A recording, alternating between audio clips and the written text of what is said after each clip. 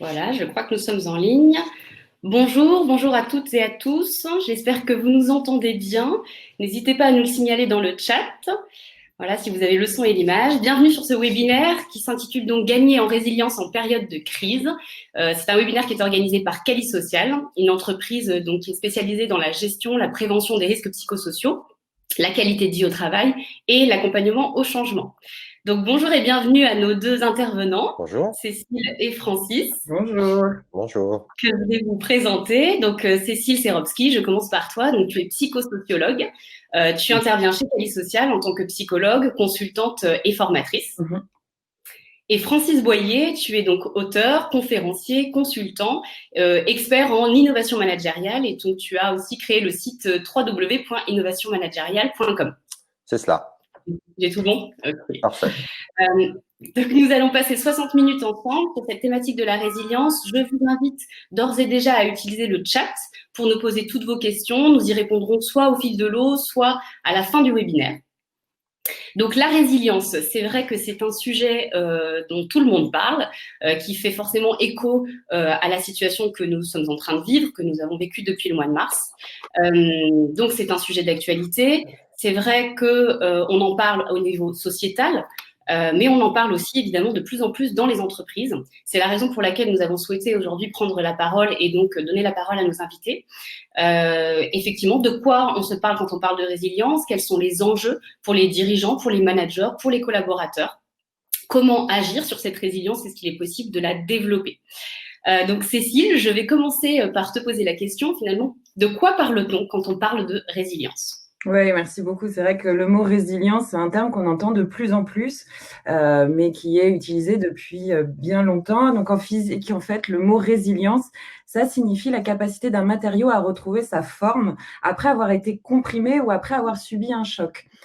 Donc, en psychologie, la résilience, c'est la capacité d'une personne, d'une équipe ou d'une organisation à résister à un choc, à s'adapter et à rebondir après un traumatisme et à continuer à se développer et se projeter dans l'avenir. Donc, au niveau individuel, c'est la capacité d'une personne à dépasser sa souffrance après un traumatisme, à retrouver son équilibre psychologique, voire même à devenir plus fort grâce aux apprentissages tirés de cette expérience douloureuse. Okay. C'est en fait continuer de se développer, mais différemment. Et au niveau, donc ça c'est vraiment au niveau individuel, au niveau d'un collectif et d'une organisation, il va alors s'agir de la capacité de la communauté à s'adapter, à se remettre, à fonctionner en fait avec efficacité après une perturbation et à capitaliser sur les épreuves rencontrées pour en ressortir plus grandi. Une organisation résiliente est moins vulnérable face aux situations de rupture, aux bouleversements imprévisibles. Francis, est-ce que, à ton avis, toi qui étudies aussi ça d'un point de vue plus sociétal, est-ce qu'aujourd'hui on peut parler de résilience à l'échelle de la société? Alors, c'est vrai que dès le début du confinement, on a entendu parler de ce terme de résilience, mais pour apprécier si une société doit être résiliente, il y a de mon point de vue deux critères à prendre en considération. Le premier critère, c'est l'impact du choc. Est-ce que la violence, le traumatisme qui a été provoqué? Et le deuxième critère consiste à se poser la question si on a perdu un État, si le choc nous a amené à finalement avoir une société qui a complètement changé et qui ne permet plus de revenir en arrière. Or, quand on regarde aujourd'hui, quelques mois après le début de la pandémie, on se rend compte que, eh bien, au niveau global, hein, quand on regarde le nombre de décès de la population qui est énoncé à 1 million aujourd'hui sur 7,7 milliards d'habitants sur la planète, ça correspond à 0,01% de décès. Et quand on regarde toutes les mesures protectionnistes qui ont été prises dans notre pays, on ne peut pas dire finalement que le choc a été suffisamment violent, paradoxalement, pour ne pas nous permettre de retrouver l'état que nous avons perdu. Donc, si on prend ces deux critères, et j'ai oublié, hein, on a fait une répétition, mais voilà, si on prend ces deux critères, aujourd'hui, à part quelques, bien évidemment, secteurs d'activité comme les discothèques ou certains, ou les bars là plus récemment, on ne peut pas dire aujourd'hui, fondamentalement, qu'on est dans une société qui nécessite d'être à 100% résiliente. D'accord. Merci Francis. Et du coup, peut-être à l'échelle des individus ou des équipes, Cécile, qu'est-ce que tu en penses? Ouais, alors d'un point de vue sociétal, effectivement, peut-être qu'on peut pas parler de résilience, mais avec la crise que nous avons traversée, que nous traversons encore, elle a nécessité et nécessite toujours une capacité d'adaptation très forte. Le confinement a entraîné de forts traumatismes et des troubles psychiques chez de nombreux individus. Ils se sont sentis isolés, inquiets, angoissés, et puis certains salariés aussi ont encore peur d'aller travailler et subissent un peu cette injonction qui est de devoir aller travailler pour survivre financièrement et en même temps ont peur de tomber malade. Les médias également et puis leur abondance d'informations parfois fausses et puis incomplètes, voire contradictoires, ne favorisent pas non plus l'apaisement et au contraire entraînent une psychose collective. Et j'ai un slide à vous présenter sur les enquêtes. Alors, slide que je cherche, évidemment. Il m'en manque sur ma page. Voilà, c'est les impacts, en fait, du Covid-19 sur les salariés, leurs méthodes et les organisations de travail. Ça, c'est une enquête qui a été faite par l'ANACT et l'ARACT en juin 2020, où on se rend compte que 95% des sondés déclarent que l'organisation du travail a dû être adaptée. 75% d'entre eux ont vu leur objectif de travail modifié. Plus de la moitié se sont vus confier de nouvelles missions. 55% des personnes interrogées, donc quasiment une personne sur deux, n'avaient jamais fait de télétravail avant la crise, donc ça montre à quel point il a fallu s'adapter. Et 85% des personnes n'étaient pas préparées à leur nouvelle organisation de travail quand elle a été appliquée. Toutes ces mesures-là ont pu entraîner donc des difficultés pour tout salarié. Il a fallu vraiment se réadapter, s'adapter, s'organiser de nouveau, ce qui a pu être compliqué pour de nombreuses personnes. Mais on voit aussi que pour des individus, malgré les difficultés, ils ont réussi à rebondir de cette situation, à s'en sortir et à se réinventer. Donc se réinventer, ça a pu être artistiquement.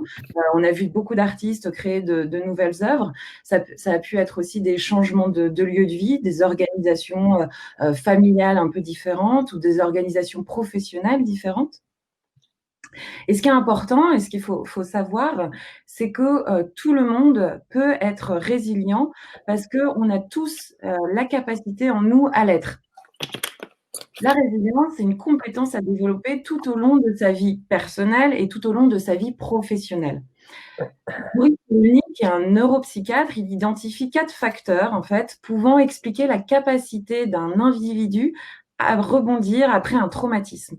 Donc, il y a d'abord, le premier facteur, c'est le facteur intrinsèque qui est lié aux caractéristiques personnelles. Donc là, ici, on fait référence au tempérament, à la personnalité de l'individu. Il y a également le cadre protecteur, affectif et bienveillant.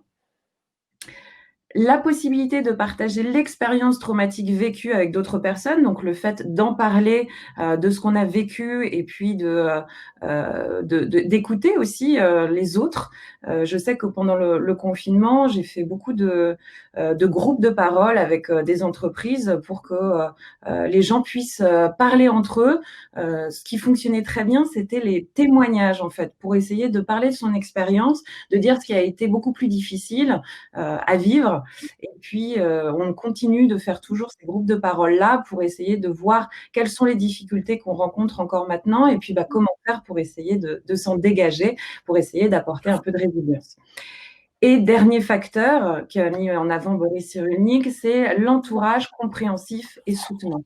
Plus vous allez avoir donc cet entourage-là bienveillant et soutenant, aussi bien personnel que professionnel, plus vous allez être en capacité de pouvoir rebondir au mieux. Donc ça, c'était pour la partie individuelle, mais à l'échelle des équipes, on constate également que certaines équipes en ressortent grandies et arrivent à développer beaucoup de communication et de la bienveillance. Mais il y a encore un travail à faire pour réussir à faire en sorte que la majorité devienne résiliente. Et pour cela, il est primordial de créer des conditions qui favorisent l'émergence de la résilience collective. Un collectif qui est peu résilient, il va contribuer à entretenir le stress chez ses collaborateurs. il va précipiter la dégradation de la qualité de vie au travail et favorise les risques psychosociaux. Donc, les risques psychosociaux, c'est toutes les conditions qui sont potentiellement source de stress, d'anxiété, avec de la perte de repères et puis de la souffrance au travail. Annick nous rajoute aussi dans le chat la menace sur l'emploi et l'incertitude à venir qui font effectivement aussi partie des facteurs de stress que beaucoup ont vécu. Tout à fait. Pardon, Cécile. Pardon, non, je disais juste et qui vivent encore parce que ça n'a pas terminé. Donc, elle a tout à fait raison. C'est cette peur-là de l'avenir aussi et cette insécurité professionnelle. Tout à fait. Francis, je crois que tu souhaitais nous proposer justement une forme d'autodiagnostic pour pouvoir mesurer notre niveau de résilience. Oui, l'idée, c'était d'avoir un webinaire qui soit interactif. Donc, on a bien mis en évidence qu'il y avait des capacités individuelles qui facilitaient le rebond. Donc, ce que nous avions envie de vous proposer, c'était que vous puissiez prendre quelques minutes pour autodiagnostiquer les 4 principaux critères qui favorisent la résilience. Le premier critère, et là, je pense qu'on peut lancer le sondage, Hélène, je le vois pas, mais c'est OK. C'est parti. C'est parti. Donc voilà, ceux qui le souhaitent peuvent s'évaluer. Sur une échelle de 1 à 4, c'est intéressant de le faire en entreprise, sur le niveau de confiance en soi. La confiance en soi, c'est la croyance qu'il est possible de. Donc on voit bien qu'il y a des personnes qui ont confiance en elles, donc qui croient en leurs capacités, et d'autres qui n'y croient pas, pour des raisons qui leur importent. Mais comme l'évoquait Cécile, c'est une capacité qui peut s'acquérir. Donc voilà, vous avez la possibilité, si vous le souhaitez, de prendre le temps d'avoir confiance en soi. Et surtout, ce qui est intéressant dans l'environnement que nous vivons, c'est d'avoir confiance à la fois aux autres, mais aussi au monde. Et c'est vrai que, par exemple, la France est un pays qui, on peut pas dire, est extrêmement positif et optimiste. Donc, il faut bien travailler sur cette dimension-là pour se mettre en capacité de bien vivre tout ce contexte et puis de rebondir dans les meilleures conditions. Donc, je ne sais pas si on a le résultat des sondages. Alors, on a une vingtaine de votants pour l'instant. Peut-être simplement, Cécile, rappeler la différence entre la confiance en soi et l'estime de soi pour éviter qu'il y ait des confusions. Oui, j'étais en train de répondre sur le chat à Thierry qui nous disait une des composantes de la résilience n'est-il pas de tenir compte des perceptions, aspects émotionnels, donc parfois subjectifs en complément des aspects objectifs? Eh bien si, tout à fait. Et là, on voit avec cet autodiagnostic que c'est intrinsèque aussi, c'est lié à ses émotions. Et là, avoir la confiance en soi, c'est vraiment estimer la capacité, on est capable, à la différence de l'estime de soi, où l'estime de soi, c'est ce qu'on vaut. Voilà, donc c'est cette capacité professionnelle, c'est la capacité à pouvoir aussi aller de l'avant professionnellement, à pouvoir prendre le lead parfois sur certaines situations, à pouvoir réussir à se sentir en capacité de pouvoir faire du télétravail, par exemple. Alors, je vais clôturer les votes et je vais partager les résultats. C'est plutôt pas mal, 3 sur 4. Donc c'est un bon critère. Et puis il y a une deuxième faculté, une deuxième caractéristique qui est ce qu'évoquait Cécile, à savoir au-delà du fait que je crois en moi, c'est aussi l'aptitude à relativiser, à prendre du recul et à ne pas finalement ne pas se laisser submerger par ses émotions. La peur, la colère ou la tristesse. Donc, on peut aussi vous solliciter sur un diagnostic de votre capacité à prendre du recul. On l'a évoqué tout à l'heure, on est dans un environnement incertain. L'incertitude, ça fait peur. Pour certaines personnes et pas pour d'autres. Donc, c'est très important aujourd'hui de développer cette aptitude à relativiser, à prendre du recul et finalement à tirer parti de ces émotions parce que paradoxalement, les émotions négatives sont porteuses de messages positifs. Par exemple, la peur qui peut tétaniser des personnes. La peur est une émotion qui vous envoie un message qui est il faut que tu agisses pour que justement tu ne vives pas ce que tu crains. Ça, c'est la colère que je rencontre beaucoup dans les entreprises aujourd'hui. Moi, j'ai croisé des gérants d'agences de tourisme qui me disent que c'est pas juste, des gérants de discothèques qui me disent pourquoi moi je suis obligé de fermer mon entreprise alors qu'en Allemagne à 30 km c'est ouvert. Donc voilà, il y a toute cette dimension-là à prendre en considération. Et en fait, il faut d'une certaine manière, et Cécile le confirmera peut-être, apprendre à connaître ce que sont les émotions et à prendre du recul pour ne pas se laisser enfermer par toutes ces émotions négatives. Donc ça, c'est la deuxième capacité qu'il faut développer pour développer la résilience. Ouais, c'est un réel mécanisme de défense, hein, la dissociation émotionnelle. Et effectivement, c'est réussir à accueillir aussi ces émotions-là. Quand on a de la colère ou de la peur, plus on va les nommer, plus on va les accueillir et puis les laisser comme ça agir à l'intérieur de notre corps, parce qu'il ne faut pas dissocier en revanche le corps de l'esprit, mais mettre à distance les situations. Mais vous allez réussir à le faire vraiment en accueillant vos émotions. Alors, je crois qu'on va clôturer les votes. Ça donne quoi? 3 sur 4 aussi, c'est ça? Bon, c'est bien ça. Oui. Donc ça veut dire, je crois en moi, en mes capacités, j'ai appris à prendre du recul, qui est la deuxième faculté. Puis il y en a une troisième qui est très importante, compte tenu de ce que nous vivons, c'est la faculté à faire preuve de souplesse et à s'adapter aux situations. Ça, c'est primordial parce qu'on le voit bien. On a été élevé pendant un certain nombre de décennies dans un environnement qui était plutôt linéaire et prévisible. Et ça fait quelques années, hein, et la crise du Covid-19 est un facteur d'accélération. Ça fait quelques années qu'on est dans une entreprise qui change beaucoup. On verra tout à l'heure avec le VUCA.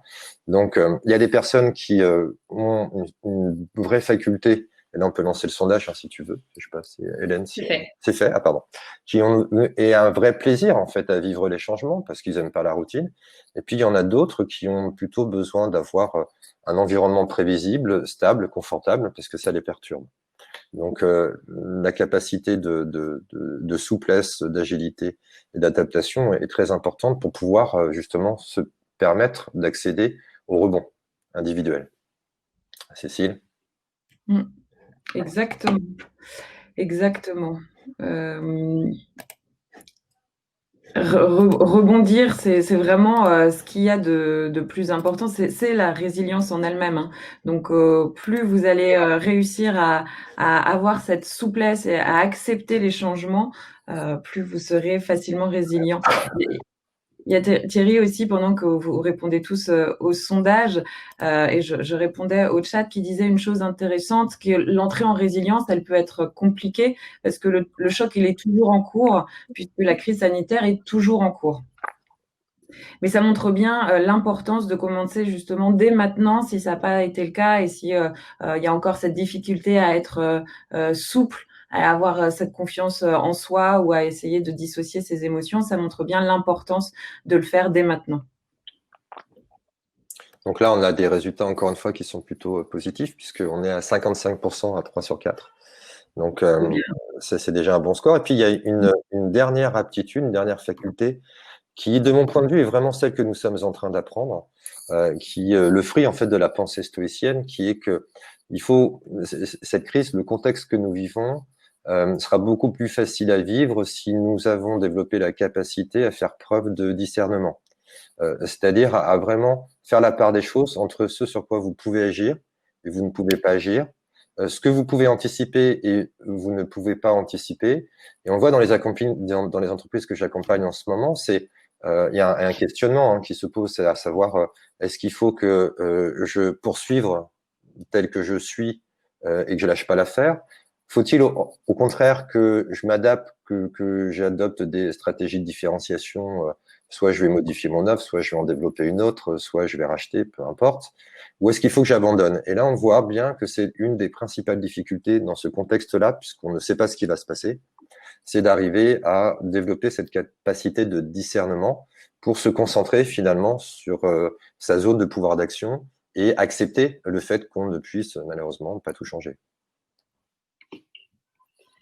Je vais clôturer encore les votes. Bon, on a un public qui est prêt à être totalement résilient, c'est cool. Qui a déjà travaillé sur sa résilience, ouais. Alors justement, ils sont peut-être là pour développer la résilience de leurs managers ou des collaborateurs, on va peut-être en parler. Francis, est-ce que tu peux nous dire pourquoi c'est important finalement de développer une culture de la résilience pour une organisation, des individus, des équipes? Ouais. Quels sont les enjeux? Comme l'a évoqué Cécile, c'est une situation qui va perdurer d'une manière ou d'une autre. Donc il y a 3 principaux enjeux. Il y a un enjeu au niveau de l'entreprise, il y a un enjeu au niveau des équipes qu'a commencé à évoquer Cécile, et puis il y a un enjeu au niveau des individus. Donc concernant l'entreprise, l'enjeu majeur est que la crise Covid-19 est une situation que l'on désigne sous le terme de VUCA, c'est-à-dire que clairement, la crise en tant que telle et le monde que nous vivons depuis un certain nombre d'années peut être qualifié de VUCA, qui est un terme qui vient de l'armée américaine de 1998, qui dit que en fait, on est dans un monde qui est en perpétuel changement, qui bouge, qui change en permanence. Et c'est vrai que lorsqu'on garde l'adaptation, qui est une des aptitudes de la résilience, permet à l'entreprise d'être beaucoup plus agile et beaucoup plus souple dans ce contexte-là. Le deuxième, c'est le U, ça vient de l'anglais, c'est incertain. Nous sommes dans un monde que nous ne pouvons pas prévoir, que nous ne pouvons pas anticiper, ou en tout cas pas plus de quelques mois. Et donc, l'une des caractéristiques qu'on a évoquées également, qui est la confiance, permet d'être beaucoup plus à l'aise dans cet environnement. Vous avez une autre caractéristique de cet acronyme qui est la complexité, et ça on va le voir, Cécile l'a évoqué tout à l'heure, qui fait que nous sommes dans un environnement tellement complexe où il y a tellement d'informations, on le voit bien, hein, avec le Covid-19, on est un petit peu perdu, on ne sait pas s'il faut porter des masques, il ne faut pas porter des masques. Donc, pour pouvoir aider une entreprise à évoluer dans un environnement complexe où on apprend a posteriori, on a besoin de toutes les énergies, on a besoin de toutes les intelligences. Et donc, l'entreprise a besoin de miser et de développer l'intelligence collective pour bénéficier de la diversité des points de vue. Et puis, il y a un troisième critère qui sont les paradoxes. On est dans un environnement qui génère de l'ambiguïté, du paradoxe. Ce qui, par exemple, le paradoxe que je cite en exemple, hein, je vais au restaurant, je suis à table, je n'ai pas de masque, je me lève juste, j'ai l'obligation de porter un masque, ou je suis en terrasse, j'ai pas de masque, alors qu'il y a quelqu'un qui passe à côté de moi à 10 cm, qui est obligé de porter un masque. Donc tout ça va générer finalement une aptitude particulière à l'entreprise qui est de laisser de côté un peu cette notion de perfection, de qualité totale, de maîtrise des risques, pour aller dans une culture de l'expérimentation, parce que je ne sais pas si la solution que je vais adopter va marcher. Donc, il faut que l'entreprise, on le verra plus tard, autorise finalement l'expérimentation et valorise les réussites et les échecs. Donc ça, c'est au niveau de l'entreprise. Vous avez également un autre enjeu qui a commencé à être dévoilé par Cécile, qui est de créer les conditions pour que l'équipe puisse évoluer avec le maximum de sérénité dans un environnement qui peut être source de stress et d'anxiété. Et la résilience, on l'a vu et on le verra tout à l'heure encore plus, c'est certes des capacités individuelles, mais ce sont surtout un entourage qu'a présenté Cécile qui permet aux membres de l'équipe de se soutenir et de s'encourager pour pouvoir affronter les vicissitudes du contexte. Et puis au niveau individuel, donc ça on vient de l'évoquer, la résilience est importante tout simplement parce que ça permet à l'individu qui est dans l'entreprise de mieux gérer la situation, de mieux composer avec ses peurs et d'essayer d'être le plus serein possible dans un contexte qui est un petit peu stressant. Ça, c'est au niveau de ces trois dimensions-là. Donc, c'est important que l'entreprise n'attende pas forcément d'être confrontée à un choc pour pouvoir commencer à développer cette aptitude aussi bien individuelle et collective et considère finalement, et les dirigeants et les DRH considèrent que ça fait partie d'une nouvelle norme sociétale avec laquelle il faut composer. Merci Francis. Alors on a deux remarques dans le chat de Yannick et d'Annick. Donc la première, est-ce que l'âge est un facteur déterminant pour le critère de souplesse? Et une deuxième remarque d'Annick, quid de la résilience des personnes maltraitées par la vie? Est-ce que l'un d'entre vous souhaite rebondir, réagir sur ces deux remarques? Alors, je vais répondre sur l'âge, si tu le permets, Cécile. Tu peux répondre sur le deuxième, puisque étant plus âgé que toi. Non, alors l'âge n'est pas un critère, mais moi, vous savez, quand j'étais jeune, j'ai commencé à manager, j'avais 20 ans, et on me disait, ah ouais, t'es trop jeune, de toute façon, tu sais pas manager. Et moi, ce que je répondais, c'est l'expérience, c'est pas ce qui arrive à une personne, mais ce que la personne fait de ce qui lui arrive. C'est-à-dire que finalement, on pourrait partir du présupposé que plus on a d'années d'expérience, et si on a bien fait notre travail, on a une somme de vécu qui nous permet de développer un certain nombre de capacités. Donc, d'une certaine manière, on peut dire que l'âge, ou tout du moins l'expérience de vie valorisée, peut contribuer à être beaucoup plus à l'aise en matière de résilience. Mais on sait aussi que ce sont des capacités individuelles. Donc, je sais pas, et Cécile, tu compléteras, je sais pas si le facteur de l'âge est un critère, mais c'est ce que je sais en revanche, c'est que si vous avez bien tiré les enseignements de vos expériences de vie, vous devez normalement avoir plus de facilité à faire preuve de discernement, de recul et mieux comprendre vos émotions. C'est exactement ça, hein. C'est avec l'expérience et puis justement, là, comme tu dis, hein, la prise de recul et puis les événements. Donc c'est pour rebondir à la deuxième question. Et quid des personnes qui ont eu beaucoup de traumatismes, et ben, on se rend compte qu'elles sont quand même tout aussi résilientes et qu'elles ont cette capacité d'autant plus d'être résilientes. L'idée, c'est pas c'est d'être différent, mais d'être plus fort et d'évoluer différemment. C'est pas d'être la même personne que l'on était auparavant, c'est d'avoir réussi à développer des ressources personnelles, individuelles, et puis grâce au collectif, à tous les facteurs qu'on a démontrés ici, pour réussir à vraiment être résilient. Et il y a eu des études qui ont été faites dans les années 50 où c'était des groupes d'enfants orphelins sur une île. Alors, j'ai un doute si c'est Tahiti ou Haïti, mais il me semble plus que c'est Haïti, du coup, qui étaient orphelins et qui ont été vraiment traumatisés par cette situation-là. Et on s'est rendu compte que la majorité de ces enfants devenus adultes étaient devenus résilients. Donc, ça montre bien que même si on vit des traumatismes qui sont très lourds, on a la capacité aussi de pouvoir s'en sortir. Alors, on a une autre question de Sylvie. Sylvie, on garde votre question pour la fin de ce webinaire pour pouvoir continuer à avancer, mais on va vous répondre. Cécile, est-ce que tu peux nous en dire un peu plus sur comment, donc on a bien décrit ce que c'était, maintenant le comment on fait concrètement pour relever cet enjeu, comment on peut travailler finalement sa résilience en tant que manager, en tant que collaborateur, en tant que dirigeant. Ouais. Faut vraiment bien avoir conscience qu'une entreprise résiliente est une entreprise dans laquelle la cohésion de groupe, elle va se maintenir au cœur des tempêtes et qui sait mobiliser au mieux ses ressources individuelles et collectives dans des situations critiques. Donc là, typiquement dans la situation dans laquelle on est en train qu'on est en train de vivre tous. La résilience, elle contribue à la performance durable de l'entreprise en prévenant aussi également les risques psychosociaux. Donc, tout le monde doit développer ses compétences pour être résilient. C'est un travail individuel et collectif. Et bien sûr, les managers et les dirigeants doivent montrer l'exemple, que ce soit aussi eux qui montrent l'exemple à avoir pour que les salariés puissent faire de même. Et donc, favoriser un environnement résilient et pour ainsi impulser les mécanismes de la résilience collective pour que leur équipe soit en mesure de rebondir et de se réinventer dans les temps troubles qui sont les nôtres aujourd'hui. Et du coup, c'est intéressant. Je vais essayer de mettre mon slide. Je crois que j'ai fait 2 demandes. Hop. Donc, du coup, en tant que dirigeant ou manager, vous pouvez ainsi vous interroger sur votre comportement que vous pouvez adopter, à savoir, posez-vous les bonnes questions et en tout cas, ces questions-là, donc par ma posture et mon comportement, comment je contribue à la création d'un environnement de travail protecteur et bienveillant? Suis-je à l'écoute de mes collaborateurs? Fais-je de bienveillance? Est-ce que je vérifie régulièrement l'état physique et moral de mon équipe? Est-ce que j'incite les autres à faire de même? Donc ça, c'est vraiment créer un environnement bienveillant, vérifier régulièrement l'état physique et moral, c'est-à-dire que même si c'est à distance en télétravail, avec le téléphone, en visio, essayer de voir comment est la personne, si déjà la personne elle est habillée, si le ton de sa voix il est différent de d'habitude, si elle est moins prolixe que d'habitude, ou justement si vous êtes en visio, si cette personne ne met plus sa visio depuis un petit moment, ou en tout cas ne l'a pas mis aujourd'hui, à vérifier comment elle va.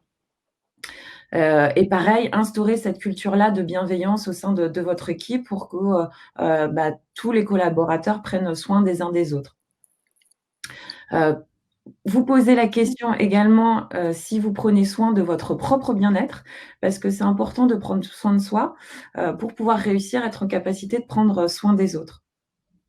De quelle façon est-ce que j'encourage la communication sur les difficultés, les ressentis et les solutions à trouver ensemble au sein de mon équipe? Francis l'a très bien mis en avant, on subit des injonctions, ça manque de sens, parce que c'est évolutif, parce qu'on n'a pas forcément toutes les connaissances non plus sur le Covid, et qu'on nous demande de fermer les bars, mais qu'on est tous collés serrés dans le métro pour aller travailler. On se dit c'est un peu antinomique, ces injonctions, elles sont compliquées à gérer et elles peuvent susciter de l'anxiété.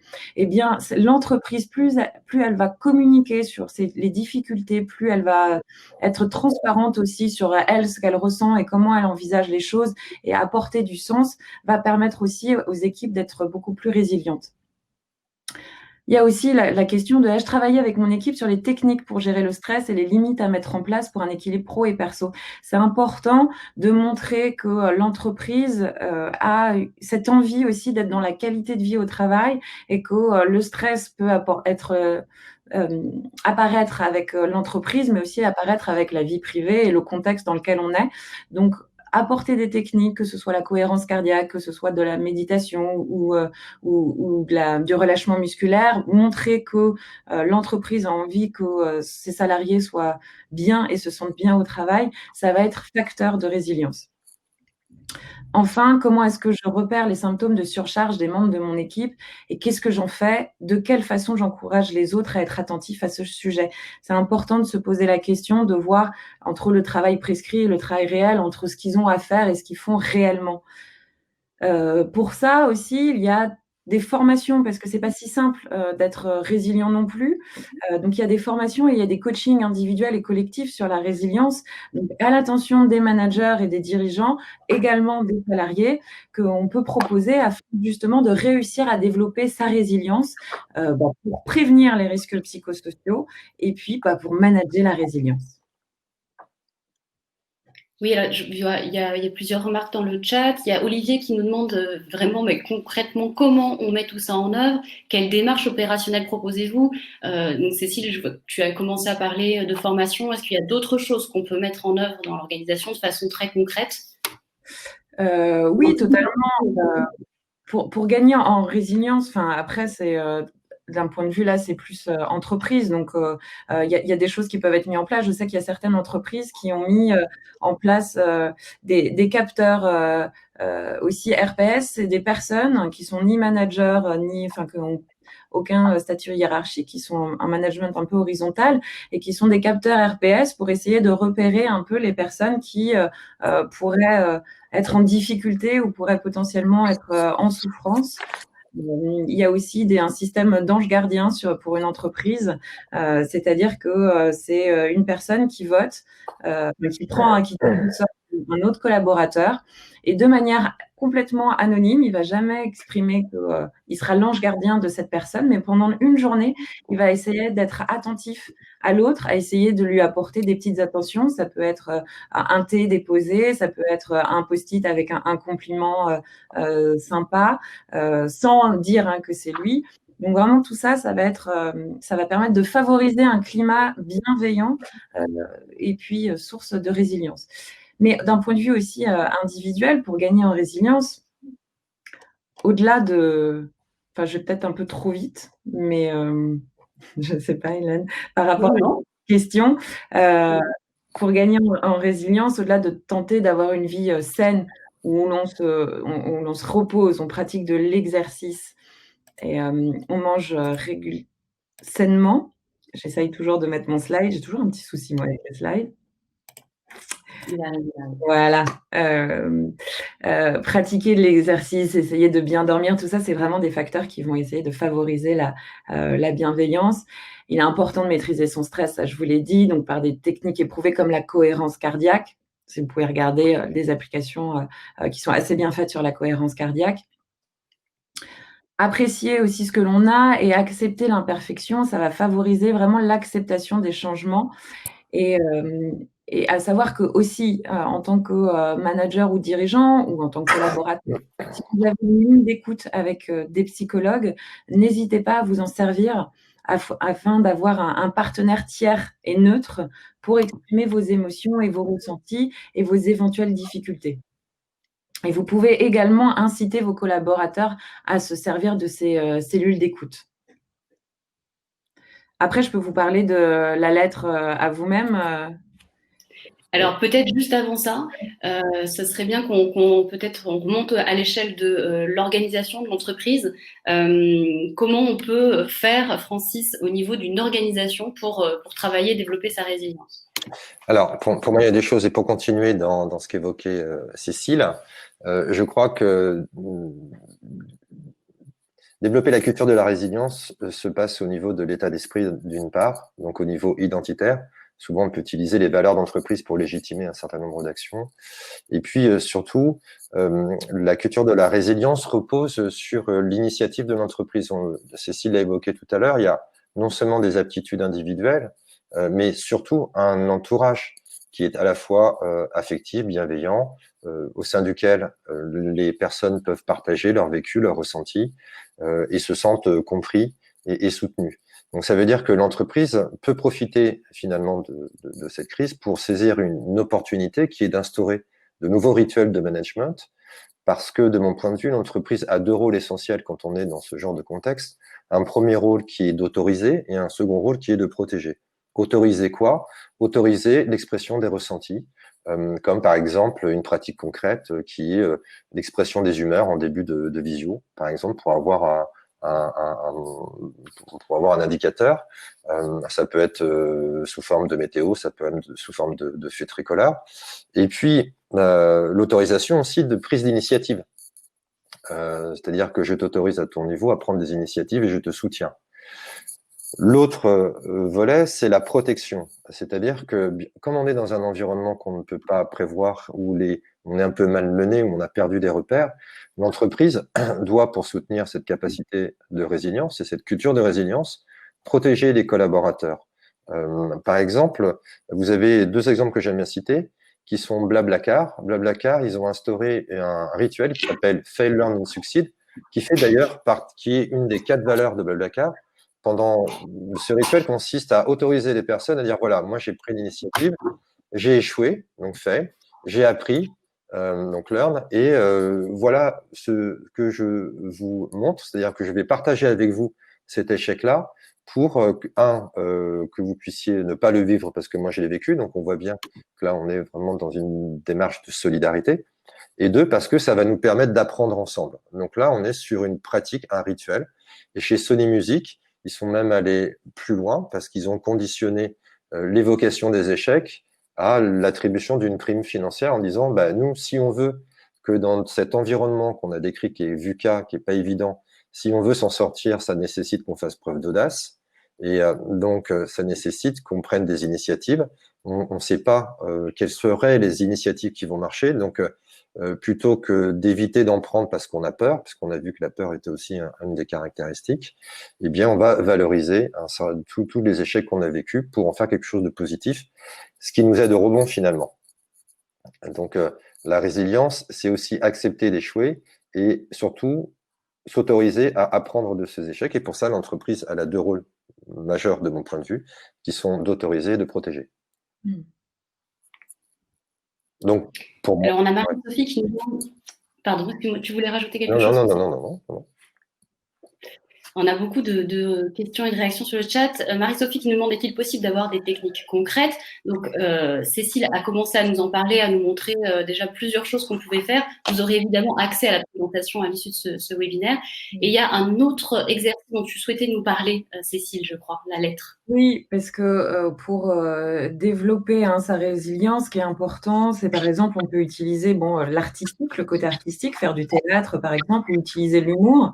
Mais il y a aussi, et Boris Cyrulnik l'avait mis en avant, il y avait aussi l'idée d'écrire une lettre. Écrire va permettre aussi de distancier les choses. Et donc, c'est une réelle technique qui est éprouvée. Si vous écrivez sur papier l'événement traumatisant que vous avez vécu et associer avec ça vos sentiments, vous allez pouvoir dresser la liste des idées que vous avez sur vos moyens pour être beaucoup plus résilient. Souvenez-vous des situations que vous avez dû endurer par le passé et puis essayez de trouver les éléments clés. Qu'est-ce qui a fait qu'à ce moment-là, vous avez été en capacité de pouvoir rebondir? Si vous parvenez donc à les identifier, remettez en marche ce qui vous a permis de surmonter d'autres problèmes dans votre existence. Même si on sait que la résilience, elle est évolutive et qu'elle va aussi évoluer en fonction de vos traumatismes et puis en fonction de votre personnalité et puis de votre entourage, c'est important d'avoir conscience que vous pouvez aussi utiliser vos capacités. Elles sont là, elles sont en vous, elles vous ont servi. Donc, apprenez à vous en resservir aussi, à peut-être à les transformer, mais à avoir ce socle quand même et avoir connaissance de qui vous êtes et de comment vous pouvez vous en sortir. Francis, est-ce que tu veux prendre le relais, peut-être de rituels plus collectifs? Alors, un rituel que j'ai l'habitude d'ancrer dans les entreprises, parce que dès qu'on est là, si on décide par exemple d'adopter la lettre, on sait très bien que tout le monde ne va pas forcément se l'approprier facilement. Donc, il y a un exercice qui est adopté par Pixar et que j'essaie de généraliser et qui va bien dans le sens de prendre du recul et faire preuve de discernement. C'est ce qu'on appelle le pré-mortem. Donc, on avait envie de vous le faire vivre pendant ce webinaire. Le pré-mortem, c'est quoi? C'est, OK, j'ai une idée qui va être, par exemple, d'instaurer une lettre au sein de mon entreprise pour faciliter l'expression. Maintenant, je ne sais pas quelles sont les conditions pour que j'y arrive.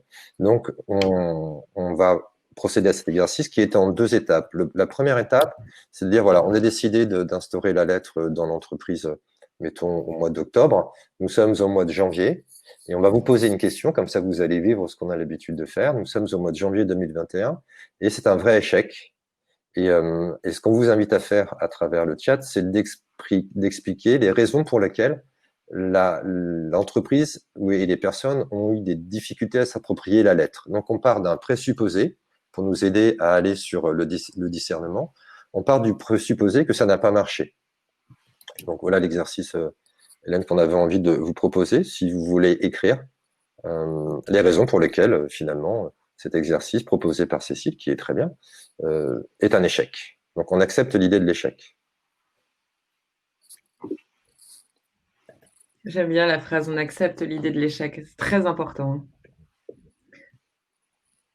Peut-être pour bien être sûr que tout le monde ait bien compris l'exercice, est-ce que tu peux rappeler la lettre? Ce que je vous propose, par exemple, en entreprise, dès qu'on a une idée, il ne faut jamais partir du principe qu'elle sera bonne. Il faut toujours partir du principe qu'elle sera mauvaise. C'est un des fondamentaux de Pixar qui dit que dès qu'il commence à concevoir un dessin animé, la première version est toujours considérée comme nulle. Parce que si vous ne faites pas ça, vous n'aurez pas accès aux freins éventuels et à tout ce qui pourrait ne pas marcher. Donc, l'exercice que je vous propose, mais là, j'ai un grand moment de solitude, c'est sur le chat d'écrire les raisons pour lesquelles l'exercice proposé par Cécile, donc la lettre à vous-même, n'aurait pas marché. Pourquoi c'est un véritable échec. Alors, tu as Magali qui dit peur du regard de l'autre. Par exemple. Manque de temps aussi. À le mettre sur le chat, pourquoi vous n'allez pas être en capacité de pouvoir écrire cette lettre qui peut être effectivement difficile à écrire sur les traumatismes potentiellement vécus. Donc, il y a aussi peur de la confidentialité. Peur de la confidentialité.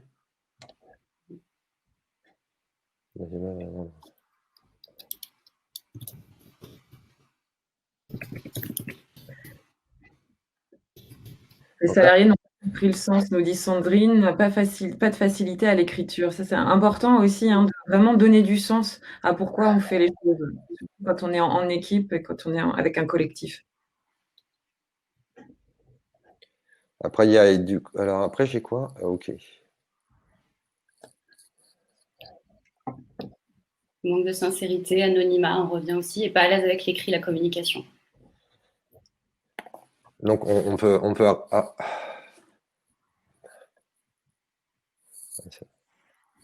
peur de sa propre faiblesse. OK. Donc, ce que je vous propose, c'est d'arrêter là. C'est déjà pas mal, on a pas mal de questions. C'est juste pour vous montrer un peu l'exercice. Et une fois qu'on a évoqué, identifié les freins, par exemple, on en a évoqué quelques-uns, l'anonymat, la peur de la confidentialité, enfin, tout ce qui doit être confidentiel, le fait de ne pas comprendre le sens de cette lettre et le peur d'avouer ses propres faiblesses. Il y a une deuxième question qui est posée, c'est maintenant que nous savons ça, puisque nous sommes en 2021, qu'aurions dû nous faire que nous n'avons pas fait? Par exemple, concernant l'anonymat, qu'aurions dû nous faire que nous n'avons pas fait, puisque finalement les gens n'ont pas fait parce qu'ils ont eu peur de ne pas que les informations ne soient pas confidentielles. Ça, c'est le premier point sur lequel on peut travailler. Et puis, sur les peurs de sa propre faiblesse, c'est qu'aurions dû nous faire pour aider les personnes finalement ne pas avoir peur, ne pas avoir de crainte d'exprimer leur fragilité, leur faiblesse. Donc ça, c'est la deuxième étape. Sur la peur de ne pas savoir exprimer aussi ses émotions, peut-être. La peur de ne pas savoir exprimer aussi ses émotions. Qu'est-ce qu'on peut faire par rapport à ça? Peut-être C'est ça. Déjà, il faut réussir à accepter qu'on a des émotions, qu'elles ne sont pas forcément toujours positives, qu'on a pu avoir des difficultés. Et puis là, c'est bon, pour le cas de la lettre, c'est vous-même avec vous-même. Donc, ne pas être dans le jugement des autres et puis ne pas être dans le jugement de soi aussi. C'est ça qui va être plus important. Plus on va réussir à s'accepter soi, à accepter les difficultés qu'on a pu rencontrer, plus on va réussir à justement rebondir par la suite. Donc là, on voit des exemples qui sont très intéressants parce que Jérôme qui... Ah, ça va trop vite. Jérôme. Il est où Jérôme? Je sais pas. Ah oui, Jérôme. Voilà, le fait de créer des binômes, c'est-à-dire que si la personne elle est confrontée seule avec elle-même, ça va être compliqué, mais le fait que l'on puisse, au sein de l'entreprise, par exemple, instaurer des binômes ou peut-être avoir un référent, avoir quelqu'un qui vous aide à écrire, qui vous aide à exprimer vos ressentis, c'est quelque chose à laquelle on n'aurait pas forcément pensé si on avait dit, tiens, voilà, on vous explique une méthode et puis allez-y. Et donc, le prémortem, il a vraiment cet objectif-là de prendre conscience que ça ne sera pas toujours facile et d'imaginer des dispositifs qui permettent justement de faciliter l'appropriation d'un rituel ou d'une technique telle que l'a proposé Cécile. Et puis, si le manager se sent pas en capacité de réussir à trouver justement des stratégies, il peut aussi, le manager n'est pas non plus psychologue, il est là pour peut-être alerter les personnes qui sont en difficulté, faire en sorte que les gens soient résilients, mais peut-être qu'il aura aussi besoin de conseils, et ça, faut pas qu'il hésite lui-même à, par exemple, se servir d'une ligne d'écoute s'il en a une au sein de sa structure, pour avoir des conseils avec des psychologues ou travailler avec un coach, créer aussi des espaces de parole pour pouvoir essayer justement de libérer aussi toutes ces émotions-là et toutes les difficultés potentiellement rencontrées. Alors, je vous explique la différence, parce que là, je vois quelques petites réactions. Souvent, les gens me disent, ouais, mais enfin, Francis, c'est pas nouveau, il y a l'analyse des risques. C'est pareil. Sauf que l'analyse des risques et le prémortem sont complètement différents. Et l'exemple que je donne souvent, parce que l'idée, c'est vraiment d'identifier les facteurs qui vont faciliter l'appropriation d'une nouvelle pratique ou d'une nouvelle aptitude. Je vais prendre l'exemple d'un mariage, par exemple. Il y a un couple qui va se marier, on est le jour de leur mariage. Je suis en analyse des risques, donc je vais voir les mariés et je leur dis expliquez-moi pourquoi vous allez divorcer. Donc là, ils vous regardent avec des gros yeux en disant n'importe quoi, on est en train de se marier. Ça n'a aucun intérêt, votre question est complètement ridicule. Donc on n'arrive pas à identifier de freins et de facteurs qui permettraient de garantir la pérennité du couple. Par contre, si on est en prémortem, on va voir le couple et on leur dit, voilà, nous sommes dans 15 ans, vous venez de divorcer, vous m'expliquez pourquoi. Et là, en fait, c'est beaucoup plus facile et c'est là où on dit qu'on est dans une culture de l'autorisation. Je t'autorise à exprimer des freins et c'est ce qu'on apprend aussi avec la résilience, c'est que la pensée négative a beaucoup plus de vertu, paradoxalement, que la pensée positive dans ce genre de contexte. Tout simplement parce que ça nous autorise à exprimer des freins, à critiquer, et l'exercice du pré-mortem a cette vocation, c'est de permettre aux râleurs de râler, c'est de permettre de s'autoriser à s'émanciper un peu de la pensée positive qui dit que tout doit être parfait et tout doit être bien, parce qu'on sait absolument pas où on va. Et donc, on doit s'autoriser à être très critique et très négatif envers nos projets. C'est la meilleure façon, finalement, d'identifier des facteurs qui vont faciliter son appropriation, de mon point de vue. Donc voilà, vous avez bien... Il y a deux remarques. Alors, il y a beaucoup de questions. Je vais essayer d'en sélectionner. Alors, il y a Sylvie qui nous demandait la résilience demande-t-elle de mettre son ego de côté? Ça peut être intéressant. Je vais vous laisser réfléchir. Et j'avais noté une autre question. Pourrait-on dire que chez certaines personnes, la résilience est innée? Il y a des personnes, c'est lié à la personnalité aussi, de manière intrinsèque. Donc, il y a des personnes qui vont plus facilement réussir à être résilientes par rapport à d'autres personnes. Mais ça s'apprend, et puis comme j'ai dit, c'est vraiment un processus, donc c'est évolutif. Il ne faut pas penser que vous ne serez jamais capable d'être résilient. On a tous été à un moment donné, de toute façon, résilients. On a tous subi un choc, un traumatisme, une difficulté, que ce soit là avec la situation du Covid, mais avec notre vie personnelle ou notre vie professionnelle. On a tous eu cette capacité de rebondir. Ça a été peut-être par l'humour, ça a été par justement les écrits, hein, toutes les personnes qui écrivent sur leur traumatisme. Primo Levi en est un des personnages, je trouve, forts par rapport à cette notion de résilience. Hein. Avec son livre Si c'est un homme, hein, c'était une personne qui avait vécu dans les camps de concentration. Toutes ces personnes déportées-là, par exemple, ont une forte capacité de résilience, mais c'était pas inné. C'est parce qu'ils l'ont aussi travaillé, c'est parce qu'ils en ont parlé, parce qu'ils ont eu un entourage.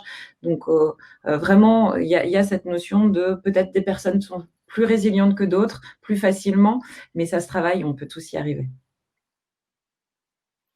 J'avais aussi une autre question. Faut-il attendre qu'il y ait crise pour développer sa résilience, ou en tout cas, à quel moment faut-il enclencher un processus? Alors, moi, j'ai un début de réponse, hein, parce que moi, ma spécialité, c'est d'aider les entreprises à innover en matière de management. Donc, grosso modo, de passer d'une relation par-enfant à adulte-adulte. Alors, souvent, quand on m'appelle, il y a une volonté d'un dirigeant ou d'un groupe de managers de changer. Et puis, ils sont confrontés à une espèce de résistance. J'ai remarqué qu'il était très difficile, par exemple, de s'engager dans un projet de développement d'une culture de résilience quand on est dans un secteur où tout va bien. Pourquoi changer quand tout va bien? Malheureusement, c'est souvent quand on est confronté à une crise, à une difficulté, qu'on commence à se remettre en question. Mais je crois que compte tenu du monde dans lequel on est et qui risque de durer, on va pas attendre, si vous voulez. Moi, je vais pas attendre que dans mon secteur, on me dise, bah voilà, les formations, c'est terminé, pour commencer à me remettre en question. Je sais que ça peut arriver. Donc, je crois que c'est très important de ne pas attendre d'être confronté à un choc violent pour commencer à initier une culture de la résilience, parce que comme on l'a vu, la culture de la résilience, c'est plein de choses. C'est une capacité de rebond, c'est mieux gérer ses émotions, c'est prendre du recul, c'est faire preuve d'audace, c'est innover. Donc, n'attendons pas d'être vraiment confronté à un choc et un traumatisme violent pour commencer à développer cette culture, de mon point de vue. Après, Cécile. Oui, non, mais je suis tout à fait d'accord. C'est comme la prévention des risques psychosociaux. Il ne faut pas attendre que malheureusement il y ait du harcèlement au sein de sa structure, ou encore, voire pire, hein, une personne qui met fin à ses jours, pour faire de la prévention et pour mettre des choses en place. C'est exactement la même chose pour la résilience. Plus vous allez être résilient dès le départ, plus justement par rapport à une situation difficile, vous saurez l'affronter et faire en sorte de développer vraiment des opportunités et des capacités. Donc, c'est quelque chose finalement qu'on travaille toute sa vie, la résilience, selon vous? C'est ce qu'on fait déjà, non? Ouais. Quand on apprend à marcher, la statistique nous dit qu'on tombe 2000 fois en moyenne. Et je connais peu d'humains qui rampent. Donc c'est quelque chose qu'on a déjà, sauf que là, le contexte que nous vivons met davantage en évidence l'importance de cette aptitude, mais on la développe, de mon point de vue, toute sa vie. La vie n'est qu'équilibre, et on perd tout le temps l'équilibre, toute notre vie. On croit qu'on est tranquille, et puis tout d'un coup, boum, il y a un truc qui arrive, il y a une crise. Moi, par exemple, dans mon secteur, j'ai eu les gilets jaunes, hein, je respecte beaucoup les gilets jaunes. Après, on a eu la grève pour les retraites. On se dit, bon, c'est bon, on va ressortir de cette situation, on va pouvoir retravailler. Puis après, on a le Covid. Donc, et ça, c'est en un an de temps dont je vous parle. Donc, pour moi, la résilience, elle se développe toute sa vie. Et même depuis qu'on est enfant, on utilise l'humour. L'humour est une vraie forme de résilience, donc on est résilient sans forcément le savoir. Mais ce qui est important, c'est d'en prendre conscience pour encore mieux la travailler. Alors, je remercie aussi les participants parce qu'on a aussi des suggestions intéressantes. Sylvie qui nous propose des ateliers en appreciative inquiry, qui est effectivement une méthode de conduite du changement positif très efficace. On a également la pratique du photolangage pour permettre l'expression des émotions autrement que simplement par la parole. Donc voilà, merci à eux. Je peut-être regarde s'il y a de nouvelles questions depuis. J'en ai sélectionné quelques-unes. Je pense qu'on est pas mal. On est à quelques minutes de conclure cet événement. Je vais peut-être vous laisser vous exprimer sur ce que vous avez envie de nous dire. Peut-être Francis d'abord, ensuite Cécile. Voilà le mot de la fin sur cette thématique, sur ce qui a été abordé. Ce que vous avez envie de nous dire. Alors, Moi, j'ai juste une remarque, c'est que qui dit crise d'opportunité? Moi, je pense que ce que nous vivons n'est pas extrêmement nouveau, mais c'est un facteur qui a révélé un certain nombre de dysfonctionnements et d'insuffisances en matière de management. J'espère que ça aidera les entreprises à remettre en question un certain nombre de pratiques collaboratives ou de postures managériales, même si je sais, je le disais en introduction, que le choc n'est pas suffisamment violent pour contraindre les entreprises à en fait remettre fondamentalement en question les modes de management.